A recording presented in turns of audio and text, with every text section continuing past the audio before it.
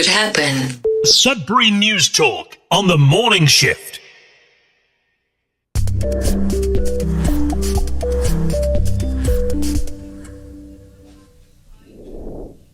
What's that sound? Good morning, everyone. Welcome to Sudbury News Talk on the morning shift. We do have a little bit of a kind of a radio playing in the background. Not sure what the noise is, but it's fine. We're live on CKLU 96.7 FM, Facebook Live, YouTube Live. Thanks for being with us this morning. We're grateful to have you. And those of us that have been joining us for quite some time, feel free to comment. And if you haven't joined us, regularly, you can still comment, and we welcome that, and we encourage that to be part of our conversation here. CKLU.ca, you can listen to us, download the Radio Player Canada app. You can listen to us anytime, anywhere on your favorite device. And today we're joined in the studio by two of my favorite people in the hot seat. We have Dave. I wonder if Mark's listening this morning. That'd be cool.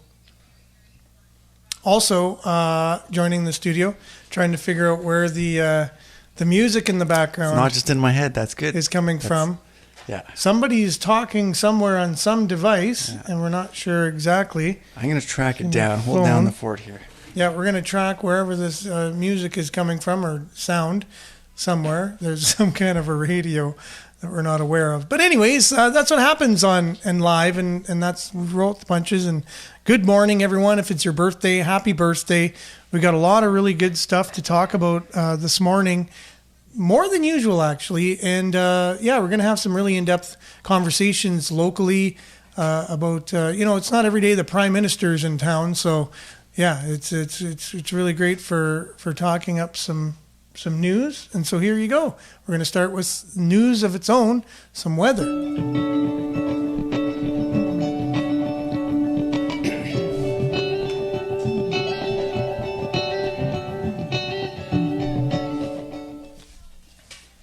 And as promised, weather today brought to you by sudburyweather.ca. Current conditions, 14 degrees, sunny, humidity is 70.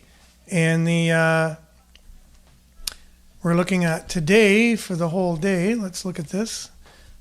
It's going to be sunny, becoming a mix of sun and cloud near noon. Wind becoming southwest, 20 kilometers late this morning, high of 25. Humidex, 27. It's going to feel like 27 today. UV index will be 8 or very high. Tonight, partly cloudy with a 30% chance of showers. Wind southwest, 20 kilometers, becoming light early in the evening. Low will be 14. And then Friday, mix of sun and cloud. Here you go. Here's your long range mix of sun and cloud. It'll be clearing, high of 21. And then Saturday, Sunday, all you see is the sun so far until the clouds roll in, and then we don't have that anymore. So it's really interesting. I don't know. There's the mystery of the of some device on in the studio that sounds like a video playing or a radio station on. I think you were right. It was supernatural. Yeah, it was your iPad. I don't want to go into the details of what it was. But. I had a feeling. Anyways, and then Monday, Tuesday, Wednesday looks like there's it's raining. So let's enjoy this weekend while it looks like it's sunny, and go from there. We'll be back right after this.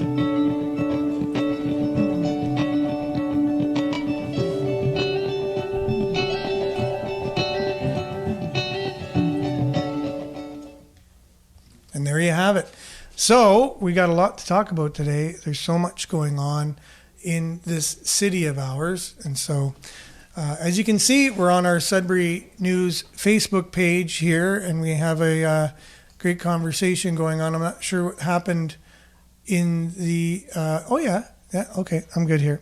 What are we talking about here today? We got your... Let's just go over some of the stories we've been sharing on the Facebook page. Sure. So we got, let's see. James Top. Now, I know we're going to get a lot of comments on this, and because a lot of people have been saying he hasn't really been covered in the news and mainstream media. But here you have Sudbury Star talking about James Topp. I asked Dave if he knew who James Topp was, and he said he was not familiar. So that gives you a little bit of an idea. That gives me an idea of the news coverage, because Dave definitely reads a lot of news and watches a lot of news, correct or not? Yeah, I do. Yeah. I may have heard of him a bit, but yeah, I didn't recollect hearing about him. I said he walked across the country from Vancouver to Ottawa and then was giving a speech at the War Memorial in Ottawa on July 1st, on Canada Day. And Dave said, well, he might have heard of him if he was to walk backwards across Canada. I see. Yeah. Yeah. Like, yeah. Well, he's huge in certain circles, you know. Yeah, he is. Definitely. So Lise, good morning. As usual, thanks for joining us. We really appreciate commenting as we open. We want to let everyone know that they're able to comment as we're discussing this morning. We look forward to your comments, as they do help the show in so many ways to keep us accountable and informed, and let us know if we're on the right track or if you have something to add to the conversation. And make sure to like and share the video as well. We are getting more and more likes. We're looking at getting up to 3,000. We're at about 3,000 likes. We're about the 3,600 mark for follows. So we want to continue to do that. We know that in this demographic, we should be up to around 10 times that, around 30,000. And so good morning, Facebook monitors. Thank you yesterday for letting us know there was some kind of copyright thing that we're not sure why, but I'll try to find out what it was and see if we can work on whatever that was. We use only our own material here and local material, so I'm not sure what that was. But anyways, thank you for joining us, and YouTube as well, monitors. We're grateful to have you this morning, and Reba as well. Good morning. Nice to have you here. So James Topp, there's lots to talk about there. We're going to see if we can unpack that and have a nice, robust conversation about, and you might say, well, how is that local? Well, James Topp came through Sudbury, and he had quite the rally here in Sudbury on his way to Ottawa. And yeah, I know I heard it was pretty big. Yeah, a few of our friends went there.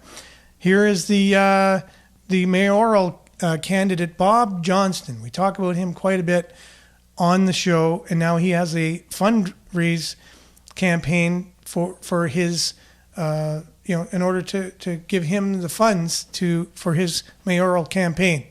Yeah, that's kind of neat. I didn't really understand how that kind of works with third-party fundraising. Yeah. So that's that is a thing. I don't think it's that prevalent in local politics per se. Like you see that in national. Like a lot of fundraising dinners and, raising money. But locally, I think it's just usually the local candidates' money going into it, family, friends possibly, and maybe some other interests that maybe we're not aware of. But it's not transparent, let's say, on local politics. I don't even think it's transparent in federal or provincial politics, but it's known that they do have more fundraising activities. So here you have Bob Johnston. GoFundMe for him and his bid to take the mayoral chair from Brian Bigger. Speaking of Brian Bigger, mayor's statement regarding KED. Apparently, he was for it, and now he's against it. Something's a-brewing downtown Sudbury.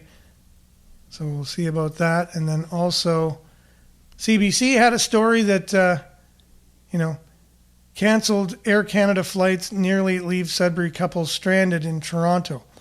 Now, Toronto's landscape has changed a little bit over the last little bit. Looks like, the picture anyways, I think they're on vacation.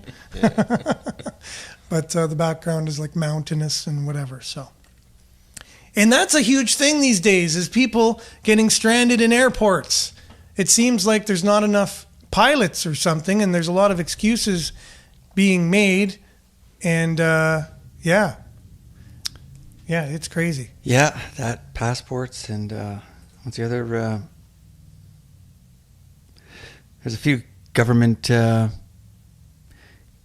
issues, I guess, with things. I guess the airport technically wouldn't be government, although a lot of people might be quick to point the finger in that direction. That it's a lot of their policies that is leading to this. Well, CBC had a really good story yesterday on, I think it was lunchtime, or it might have been in the morning. Anyways, this couple was telling their story about their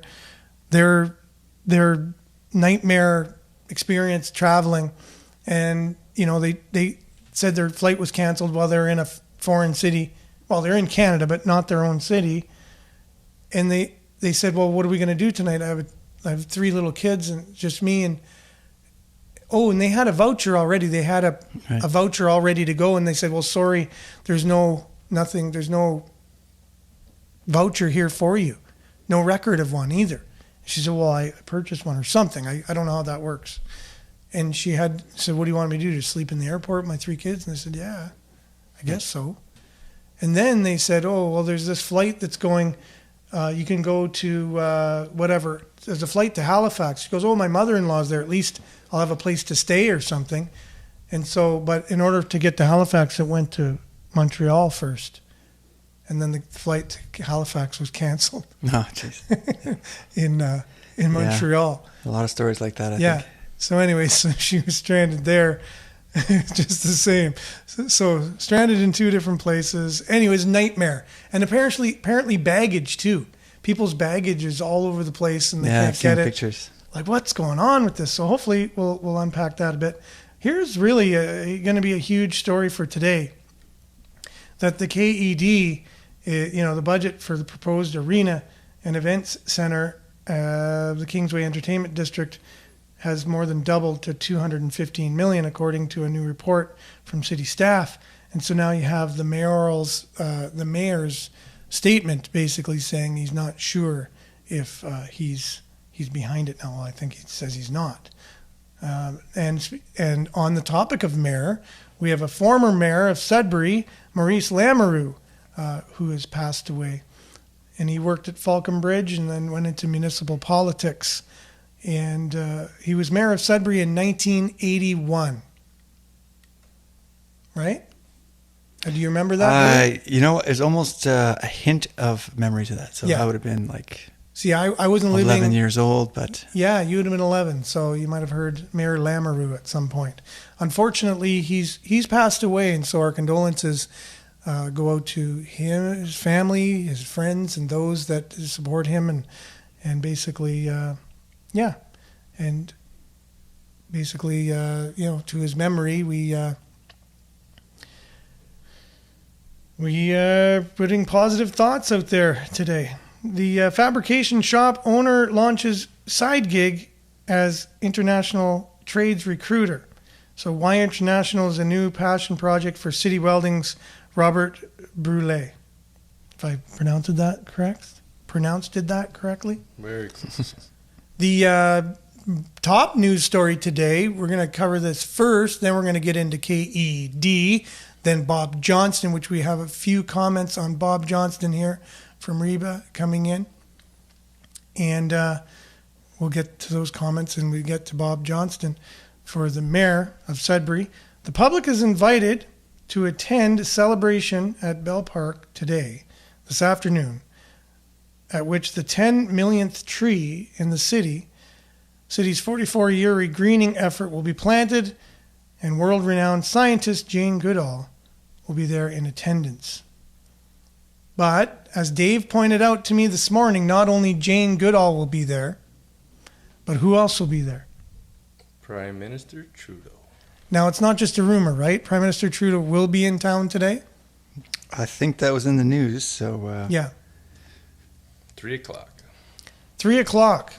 Sure. It's not in this story from Jane Goodall. I guess he announced it later. He didn't want people to know, I guess, too far in advance that he's going to be here. Probably a security thing of some kind. But Dave, are you going to be heading down to there today or what? Unlikely. Unlikely. Yes. How come? Working, busy. Oh, you're working. Okay, you can't ask for time off No. to go down and Very see. strict boss. I would want to go see Jane Goodall. Yeah, that's it. Myself. I remember I was at the Gorillas she was working with in that. What's that? She was working with the Gorillas, I think, or something like that. Yeah, she's lived with gorillas for Right, she's like an icon in that world, for sure, Yeah. definitely a number of years, and has been to Sudbury before, doing all kinds of things. IMAX, and I guess they're looking forward to making a new IMAX movie. World-renowned scientist Jane Goodall will be joining the 3 p.m. celebration at the William Bell Gazebo to film a segment for the upcoming IMAX film, Reasons for Hope. So the city's regreening effort, under which these 10 million trees have been planted since 1978, certainly qualifies as a reason for hope, Bigger told Sudbury.com. Brian Bigger considers a historic moment for Greater Sudbury. The community has been invited to celebrate it with him. My God, you look at these pictures of the Black Rock with dead tree stumps and pretty desolate. It's a pretty desolate environment. Bigger said prior to its regreening, adding that it would have been difficult at the time to imagine how greatly things would have improved in only one generation. It's not hopeless. It's come a long way. It has. Do you Definitely, remember it? How it used Yeah, to we be? moved here in '75, Yeah. and it was. I think it was pretty much that lunar landscape. I kind of remember the regreening happening, and Yeah. and it kind of feeling like a very strange, ambitious long shot, but Yeah. I think it's paid off. Oh, so you didn't have much hope back in the day that Sudbury would be what it is Well, today? I'm just like a young tyke, and I'm seeing this. I'm kind of aware of it, but you don't have that life experience to develop that vision of like what it could be, what it's going to be. Yeah. Now you were a little east of the city where you were living. West, sorry. No, you were west. Yeah. Correct. Sorry, I'm looking at it opposite here. Yeah, east if you look at it from the North Pole. That's where I was looking at it from, the North Pole. So east of the west of the city. Sorry. So how was it over there? The landscape, was it the same as it is here? It very much, yeah. So it was all black rock, basically. No, over there, yeah, no, it's nice trees and Okay, so it was back then sand, too. yeah. Okay.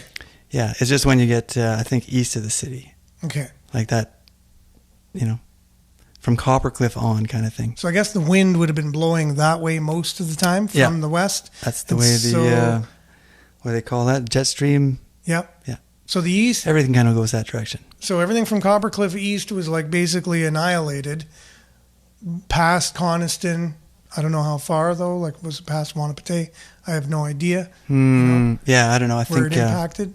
yeah, I know. Like my dad worked for Inco, and they had like monitors that would go around and get little samples of the air and sort of phone it in, and then they would, make adjustments to the output. Yep. So I think Coniston might be as far as they had these mobile drivers that would go around and drive to get the samples. Cool. And your memories too, Dave? Are you happy with the new look of the city, or did you like the old look better? No, definitely. It says here, barren landscape. I think Yeah. that's pretty fitting. Yeah, it was definitely shocking to see the greening happening, and obviously over the many years, it's just seems like overnight in a way. But yeah, it's transformed quite a bit, and I think a lot of people would be surprised, if it had stayed the same way and coming to Sudbury to visit, they'd be shocked at the difference. You know, many people I bumped into around the world, let's say North America, United States, wherever, other than Sudbury. And they say, where are you from? And I say, I'm from Sudbury. There were the response was similar in a couple of cases, and they basically said, I'm sorry. and I didn't really, I was like, oh, when was the last time you were there? And they're like, oh, I was there in 75, or I was there in 80 or whatever. And I say, oh, okay, well, the city's changed a lot. And they kind of look at me like, oh, okay. You know, they really wouldn't understand how much it's actually changed. Well, it's hard to believe, when you see all that rock. How could you grow? Like, I don't know how they did it, but they did it. And it's phenomenal, Crazy. Yeah. Good job. They said it started in 1978. That seem about right? Sounds about right. And has remained the product of various community and industry partners. City of Greater Sudbury Community Energy and Emissions Plan, City Council adopted in 2019 after declaring a climate emergency, noted the importance of continuing the regreening effort as a means of carbon sequestration. Yeah. So yeah, for me, it's about the pollution. Yeah. Yeah, all these trees must, help the situation, I would think. Yeah, totally. Like I heard one tree takes in, I don't know how much carbon, out of the atmosphere. And so I thought, isn't the solution to all the carbon problems and climate change, the planet warming up, more trees, really? Like, if you really think of the way a tree works, it kind of reverses the whole carbon in, that's the oxygen out. The X Prize, put out there for what's the best sort of carbon processing device, and then someone submits a tree, and it's like, you can't beat that. Yeah. That's what I mean. Yeah. So Sudbury's doing our part anyways for this whole thing. There's no doubt about it. The problem with that argument, I feel like it's like I'm hugely on board with that there's a pollution problem. And I feel it almost gets derailed because, with the, when they say climate, there it sort of like invokes a whole bunch of other things. Yeah. And I think Sudbury's kind of like a good model for that. When you think about how your car sort of parked in Coppercliff, you used to get these paint jobs done every. Oh, you're right. Yes. Like that's something serious is coming down and landing on these cars, and that's exactly. So landing on us too. So. Like that whole idea, which I think has been cleaned up, and I think probably pretty good. I haven't really heard of that situation anymore. That there's that level of for sure. Yeah, there was some abatement projects at the refinery that really reduced that. Yeah. So they're doing some diligence there for sure. And Reba says it's been going on for 4 decades. That is quite the run so far, right? And you can really tell what's going on. Like you can tell from, it's green now. It looks like a normal city. Mm-hmm. There's nothing, like you can barely even tell the black rock only in certain areas. And even with the new construction going on where, you can only see brand new rock. Mm-hmm. I'm talking and that's phenomenal to see when you see those rock cuts. And it's like, wow, look at that black rock. I just thought that was natural, black rock. Yeah. Natural, Sudbury, home of the black rock. Mm-hmm. Miles says Inco started with the greenhouses in Coppercliff in 1969, their regreening efforts. So I guess that was the seeds that started the regreening. Yeah. Greenhouses. 69 kind of ties in with the hippie movement, there you go. Exactly, yes. Global wake up to, whoa, gotta slow this. And like you said, down. Acid rain. Remember the whole acid rain thing was huge? It was the climate change before climate change. Yeah. Acid rain. Even Rush sang about acid rain. Yeah. And that's the reason for getting your car repainted and things. Right. That was directly connected to what that stuff was, I guess, landing in the lakes and changing the acidity of the that's right. alkalinity of it. And apparently there's been a huge part of the regreening, when we think of regreening, but there's also the restoration of the lakes, local lakes as well, and bringing the fish back and bringing all of the, the living little creatures back, stuff. Mm-hmm. So pretty cool. I mean, Sudbury did get an award from the United Nations for all of this. All right. Yeah, we're recognized by the United Nations. So pretty darn friggin' awesome, if you asked me. Absolutely. Alrighty then. So are we going to talk about Bob Johnston here, or what's going on? Sure. Well, let's see. Before Bob, we're going to be speaking of the mayor. So the mayor, we're going to talk about Maurice Lamoureux, passing away, a little bit about him. So he was first elected in the city of Greater Sudbury. Just want to get this up here. in D. So former mayor Maurice Lamoureux passed away, unfortunately. First elected as city alderman for New Sudbury, Lamoureux enjoyed a career in municipal politics that spanned more than 5 decades. He served as mayor of Sudbury in 1981 and 1982. He died on July 5th after a battle with cancer, leaving behind his wife, Marina, 6 children, 9 grandchildren, and 4 great-grandchildren. Because he would have been mayor during this time when it was really kind of getting going, this whole regreening, you know. He worked for 33 years, Falconbridge, retiring in 1989. Whoa, so he was mayor and working at Falconbridge at the same time. Interesting. They probably didn't make the same amount of money, the mayor back then, as they do now. No? I would... Probably not. Even adjusted that. for inflation. No. Being a mayor is a real full-time job, though. Yeah, well, you'd think. I would think. Yeah, there's more population now, more work. Yeah. More trees. That's for sure now. More stuff to deal with. Because now you got to hire a whole crew to like trim all the trees and do all that stuff too, right? So he was working and being mayor at the same time. And he worked as a consultant with Petrina Advertising as well. Petrina Group, before beginning yet another career as a sales representative for Caldwell banker Charles Marsh Real Estate for 15 years. This guy was a workaholic. My goodness. So elected as a New Sudbury alderman in 1964, and then he became mayor in 1981. He stepped in for Jim Gordon, who was running provincially. Lamoureux was later elected as president of the Federation of Northern Ontario Municipalities. Say that again. I haven't heard of that. He was later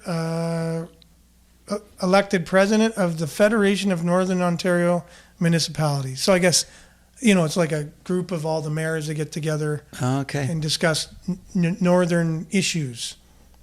I don't know if maybe they changed their name. But I know they still get together and they do, eh? And do stuff and talk about how to make our place better.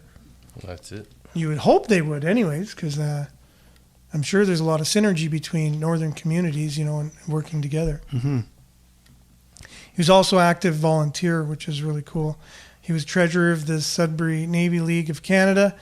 Also served many years for the Sudbury Regional Council, the Sudbury District School Board of Health, Sudbury District Board of Health, Sudbury Social Services Board, Children's Aid Society Board, Laurentian Hospital Board, Cambrian College Board of Governors, and the Flour Mill Museum, and many others. So you can check out his obituary in Sudbury.com. Pretty full life. Definitely, huge. Yeah. His family could be proud of him. And definitely. He's definitely put his part in for the community. Huge. Yeah, it's really great to see people that, put a lot of their time and effort into making our city as good as it can be. And on that note, we're going to talk about one particular candidate for mayor who is trying his best to do that, and unfortunately doesn't have his own resources in order to make that happen. And so some people are stepping in to help out Bob Johnston. Here's the headline from Sudbury.com. Supporter sets up GoFundMe for Bob Johnston's mayoral run. So registered third-party advertiser Lynette Filippini has set up an online fundraising campaign for Greater Sudbury mayoral candidate Bob Johnston's campaign. Set a goal of 30,000 smackaroonios. You need a lot to run for mayor these days. Yeah, well, that's pretty cool. That if you're really passionate, and again, he sounds like he's got kind of the ideas that people can get passionate about to get behind. Yeah, definitely. I met him once, talked to him for 45 minutes or so, and he definitely, talked about sort of the issues we've talked about on the show a few times, the homelessness and addiction issue and that kind of stuff. So, yep. Yeah, I remember was he the guy, did he have some innovative ideas about, he had some actionable ideas, right? Like, we could take this and convert this school or something like that. Was that one of his ideas? You know what, Billy? I like the way you kind of position that statement. You said he had some actual ideas. No, I said actionable. Oh, sorry. Yeah. I thought you said actual ideas. No, I mean the difference between, we need to do something about the homeless as opposed to like, A plan. why don't we do this? Yeah. Da, da, da. No, yeah, exactly. He had some details in what he was saying, other than those kind of political statements that we sometimes hear. We're gonna do this, we're gonna do that, but they're generalities. Yeah, he had specifics. Yeah, I believe he works with the food bank and stuff like that too. Yeah. I don't have the specifics, but yeah, I know he was involved with that, delivering food, things. Yeah, no, he's very involved in the community. Lynette Filippini said she reached out because she likes organizing events. It's something she does on the side and has been doing for years. She's particularly interested in his work with the city's homeless, like we were talking about, community, and his eagerness to reach beyond the city's core. A lifelong resident of the Valley, Filippini said communities outside of the city tend to be forgotten, even though they're often a short drive from Tom Davies Square. So he's actually making his way to these areas that people tend to forget. She said of Johnston, he's about diversity, getting out there. He's making the effort. I like that. She organized the GoFundMe campaign with a $30,000 goal, though she said this figure is an upper level aspiration, and anything that's coming in will be going back into the campaign and the community. The priority for advertising will be social media, and other media as well, like as we're talking about it right now. So you can catch that link if you want to support Bob Johnston, which it looks like Reba's made all kinds of comments for Bob Johnston. She is an advocate for him. And now, because there's been so many comments, I'm just going to go up and try and find some of these. He's got $200 so far. Yep. So she said, it's great. Bob Johnston would do a great job. She wants him, that man makes the same amount as the premier. Sorry, that's the mayor. Wrong comment. Yeah. So it's even further up. We've had a lot of comments here, Bob Johnston. I was just trying to find like a link to some of his, either his platform or some of his ideas. Yeah. But for some reason, I guess there's been too many comments, and my studio app just kind of gets rid of some of them if there's too many. I apologize if we're not able to get some of your comments up on the screen, but we have them here in Facebook comments, and feel free to read everybody's comments here. Yeah. There we go. Also, Jerome piped in too that his late wife participated in a Make Work program established by EI. The efforts by all involved is truly a legacy of this municipality. So proud to be part of the regreening. So my condolences for your wife at the same time, Jerome. So hopefully I'll be able to get onto this whole comments thing and get them up in real time a lot better. Now, Miles Shields says LaFave will be the front runner for mayor. Yeah, obviously, Mark LaFave. Mm-hmm. Paul. Paul LaFave. Mark Sade is his counterpart in the Valley. I got them mixed up. I usually look at them as one person. No, I'm just kidding. They're one party, and they pretty much were at every event I've ever been to together, and they're probably both going to be at Bell Park today for Justin Trudeau, I would think. I would if I was in their party. Yes, for sure. And go see the boss man. So Bob Johnston running for mayor, and Reba says she absolutely advocates for Bob.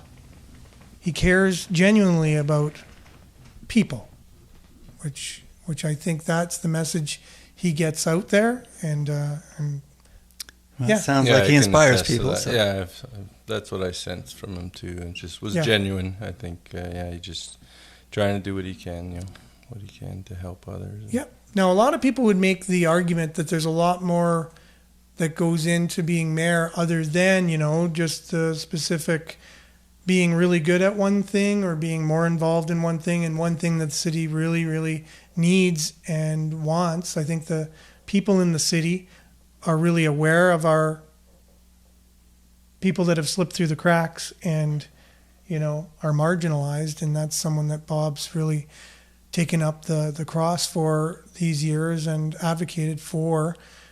But one might argue that running the city has a lot more to do than just that particular topic, which is very important. Oh, for sure. Not to say that he doesn't have those other abilities. Not to say that he doesn't. But it seems like every election it's a little bit of a shifting quantification of what the priorities are.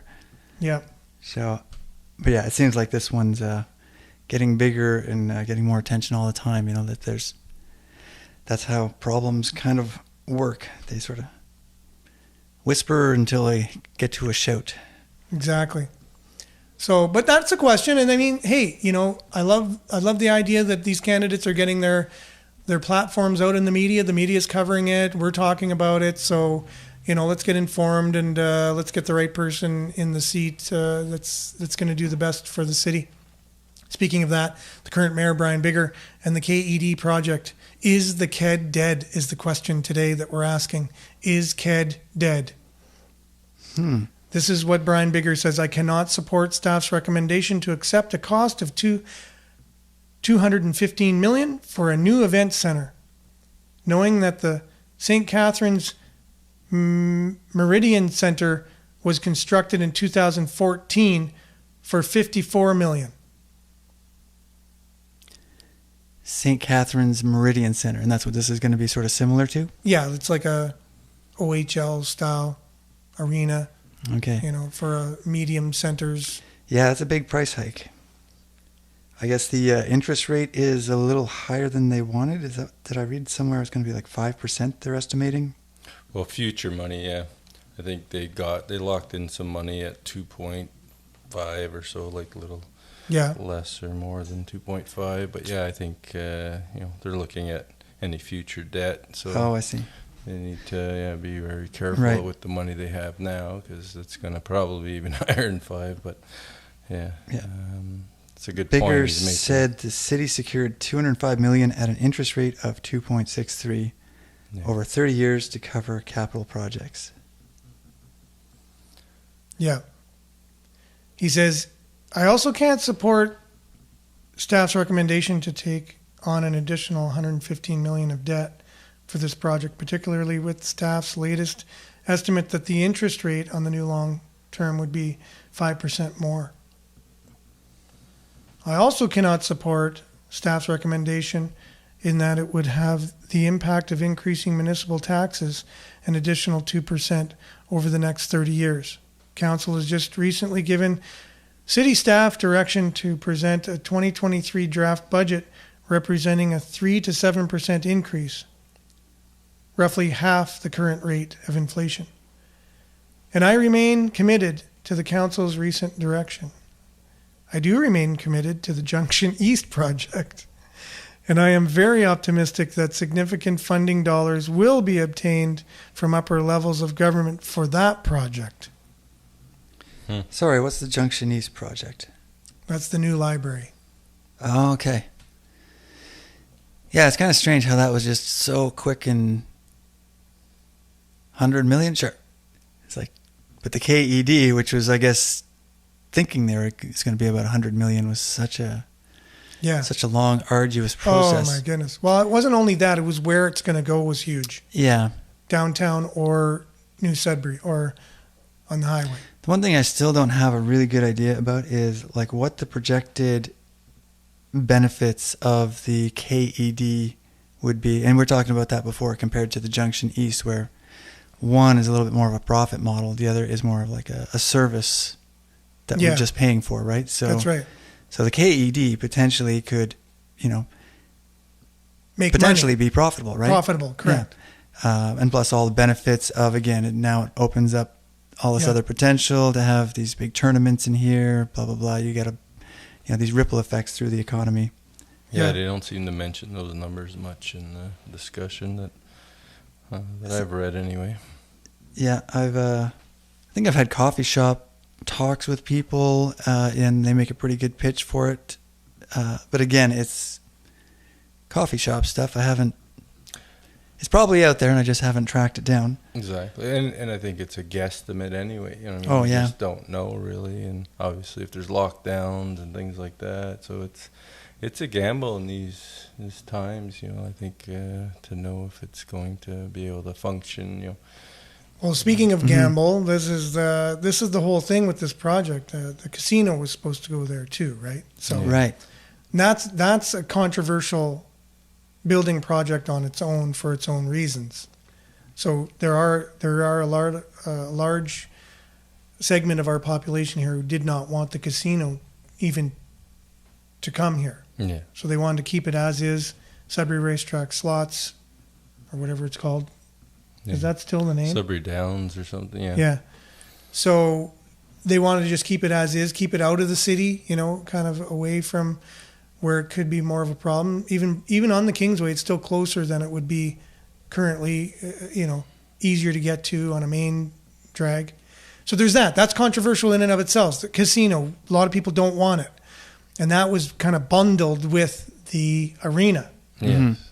And Is that still part of the picture, or did they? that's been They moved. up and down all around. We're hearing different things. I think it was still though. Yeah, that was. I think it is. If it was to go ahead, I think they would be right there. Yeah. But again, that's just another layer of controversy. And then you had the original downtown or on the Kingsway, and that was controversial. And then you have people with environmental studies and things giving them a bit of a hard time putting it there. Yeah, I What- think from what I heard, there was like 6 to 7, like 7 for it and 6 against. It's Yeah. like that's a tight vote for something that big. You Yeah. think, you'd want a little bit more of a majority on a big expenditure like that. So, But this is the it's thing I don't looking like get. it's gonna- The city, as you know, 2 years ago, we secured sorry to cut you off there, Dave. Yeah, no problem. I was just wanting to get to this thing because it's really boggling my mind, and I think we already touched on it, but I maybe don't understand it as much as I think I should. As you know, 2 years ago we secured $205 million Yeah, with the 2.63% rate of interest over 30 years. correct. Yeah, At this time, approximately half of those funds have been committed for projects such as Place des Arts, Junction East, and the 4-laning of MR35. So does that even make any sense? Does that say that somewhere, or are you just kind of? I'm reading it recalling on the that? Sudbury Star, Brian Bigger's statement. It's Oh, right at okay. the end. They- This is Brian Bigger talking here. Right. yeah. They borrowed the money to do those projects, Yeah. and the So CAD the KED was involved in that, in mix. part of there was about 100 Yeah. million or so that was going to go towards the KED project, and the rest was going towards these other projects he mentions. But he So that also money talks might about- be used up. Sorry to cut you off there. Yeah. No, it's that's what I think part of the article is mentioning, that there's going to be now probably some new proposals on how to use those extra funds and not give them back, or maybe re-lend them out at a higher interest rate and make some money. What I But- gathered from that is, like, if they used a chunk of that 205 and now they're going to have to borrow some more, they're not going to get it at the 2.63. It's going to be Correct. 5% more. Like or if they something. go forward with the CAD and it's 215 or whatever, they're going to need another 115 million. Right. They're going to have to borrow that at over 5-ish%. So that's what he's mentioning here, that he can't really see, supporting that, that kind of loan. There's already, they're almost a third of $1 billion in debt, 355 million, I think it is. So we're carrying just that loan. I think it's 7.4 million in carrying costs for that loan over whatever the 30-year term. So yeah, it's big numbers, big money, and yeah, definitely again, like I said, to me, the close vote of it and the big numbers didn't seem like it was a sort of consensus on it, strong enough consensus on it before going forward. Yeah. Obviously, the whole, controversy over it and the contention over going forward with For it. sure. The courts delayed things and were part of why the costs have gone up. Yeah. Well, and because that Brian Baker goes, they built an arena of similar size in 2014 for $54 million. Just for him making a comment like that without prefacing it, we obviously realize that times have changed and costs have gone way up. Shows to me that there's obviously shifting of sands. Yeah, he's really just against this. He's not going for it because how could you not acknowledge that? And then he goes, obviously I'm totally confident with the new library we put $100 million into. Well, that also doubled too, Brian. The estimated cost for that was $50 million. Mm-hmm. But you don't mention, the $100 million. That doubled. And that's just right after a statement about the Meridian Center in St. Catharines being built for less amount in 2014. Well, there's something that's wrong part of the going argument. on here. It's just everything's gone up. So any other project they want to do is going to be higher, and in the future things are probably But he doesn't acknowledge that. He's like, it's like almost like, look, it's like 4 times the amount. Yeah, it's not probably one of the main points to bring up for not supporting it, but yeah, it's definitely a big factor in the discussion. So, anyways, Miles is saying basically it's a powder keg. The whole CAD thing. Yeah, to me, it's something that in our times right now, it's a risk. It's a gamble, and why take gambles? Everyone's feeling a little more squeezed than usual. Well, that's it. Taxes are going up. Everything's going up. So it's just it's changing, and maybe these delays were a good thing because had we gone forward with it and it didn't pull in the money it needed to support it, so we'd have even higher taxes, and so just you never know. Yeah. And Miles was saying it would be about $65 million back in 2015. So it's right in the ballpark of what that other arena would have cost. That's the thing. Woulda, coulda, shoulda. Woulda, coulda, shoulda. How's that arena doing? It doesn't say, are they making money hand over fist down there in St. Catharines with it? Arenas, by and large, don't make tons of money. They can break even though, which is different than our library. It's not because it is kind of like a service too. It is, yeah. You have concerts, you have games, you have events. It has revenue, whereas the library is not going to have revenue really. It may have the odd thing. So when someone says, "Oh, you can't say it's not going to have revenue," well, the amount of revenue is not even. Got to increase the library fines. There you go. Yeah, give people things and then change the address on the library so they don't know where to find the library to bring their thing back. You used to do that with pizza. You can get it in a half hour or it's free. Right. And you take the numbers on your house and you reverse them so they don't know your address. They keep driving by. And then you go out and you put it right back and then you're like, hey. It's quite the life hack. My pizza's not here. I've never done that.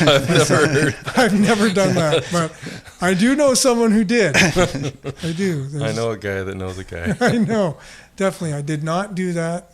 Believe me. So anyways, unfortunately, I hope the KED just says to heck with the city in some ways and just gets all private money, all private, and does it old school and go all American on this project here. Yeah. All American nice Yeah. It's that good of a business. Yeah. It says we don't need anyone's money. Unfortunately, that's the problem with our country. It's all federal, provincial, municipal handouts. And we get used to that, and then the whole system goes that way.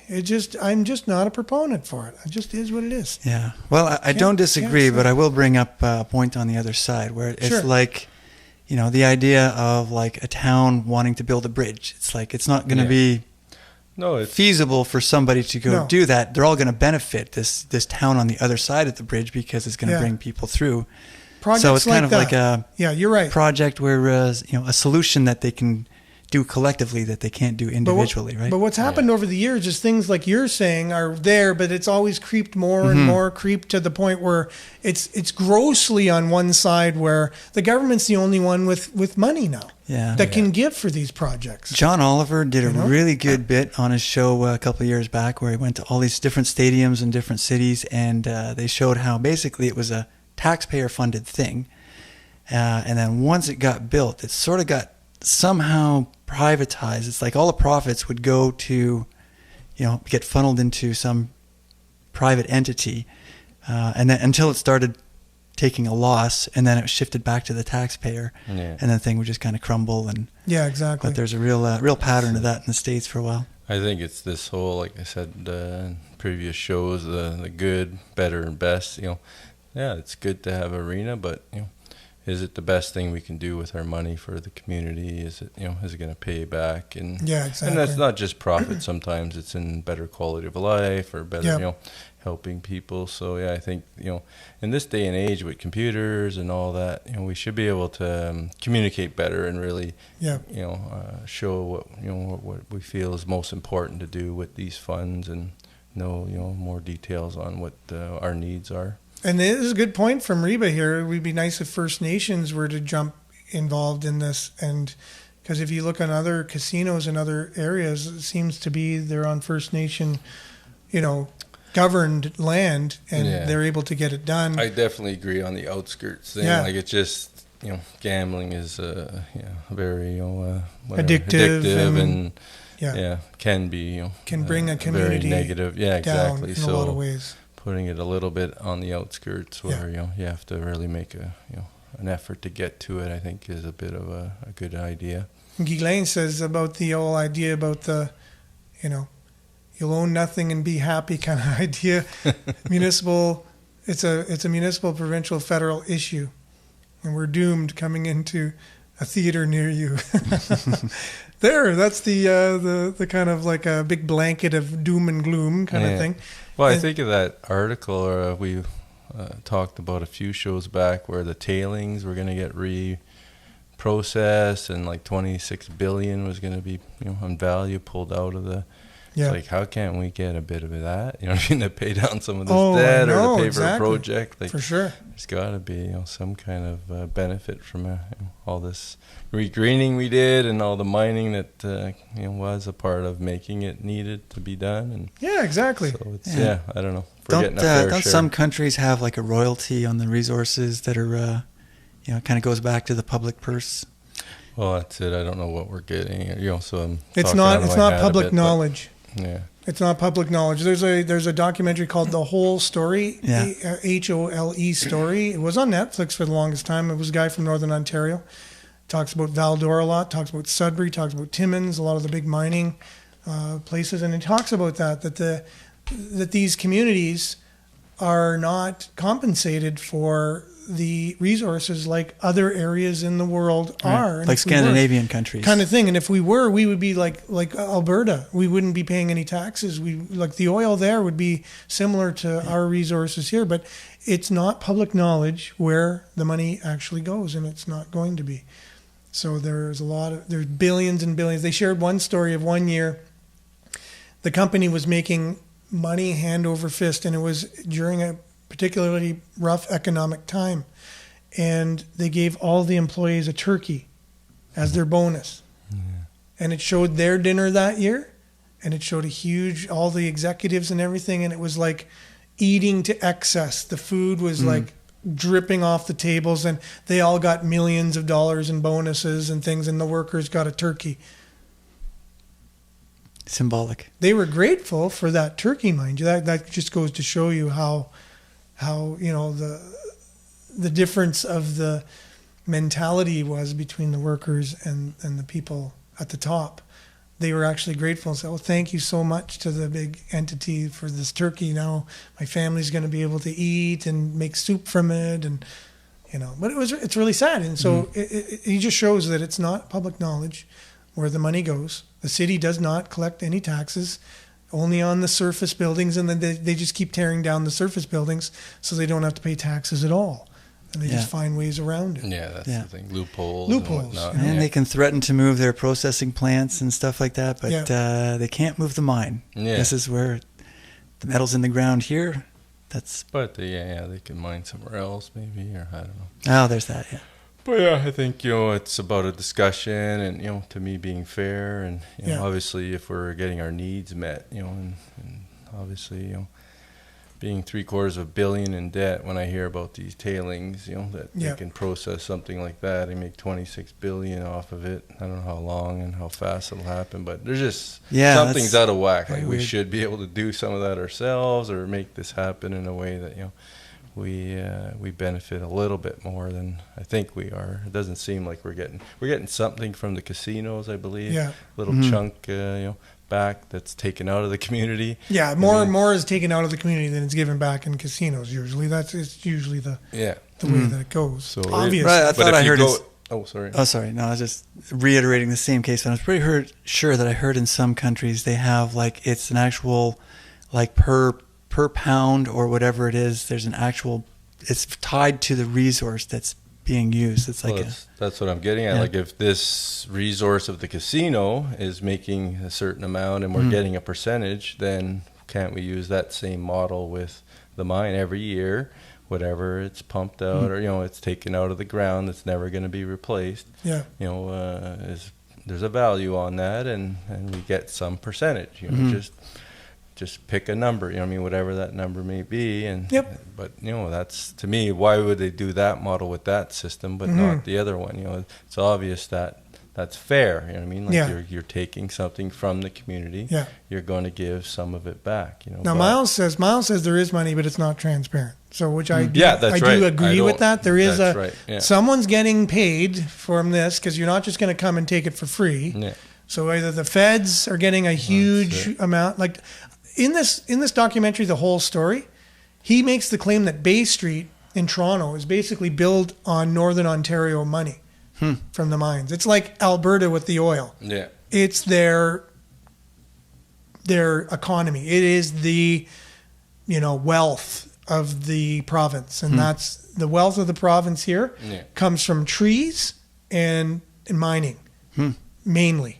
Yeah. And it's all from Northern Ontario. And there wouldn't be a Toronto if it wasn't for up here. And it all goes down there. Yeah. And hardly any of it stays up here. Spoiler alert. It's the population, yeah. So that is the truth. Create jobs, things like that. That was a hard-hitting paragraph there. Yeah. Hopefully I didn't say anything that was copyright infringement or something there that got flagged. So anyways, thanks to everybody, all you commenters and people watching. Thank you so much. I think we got more comments on this particular podcast than we've ever got in the history of Sudbury News Talk. So thank you very much. Thanks for joining us. Thank you, Billy. Thank you. Thank you, Dave. Thank you. And thanks all of you, including Facebook and YouTube monitors. Thanks for commenting. Thanks for listening on CKLU. Stay tuned now for Earshot Daily there. And we'll see you same time, same place tomorrow on Facebook and YouTube Live. Ciao.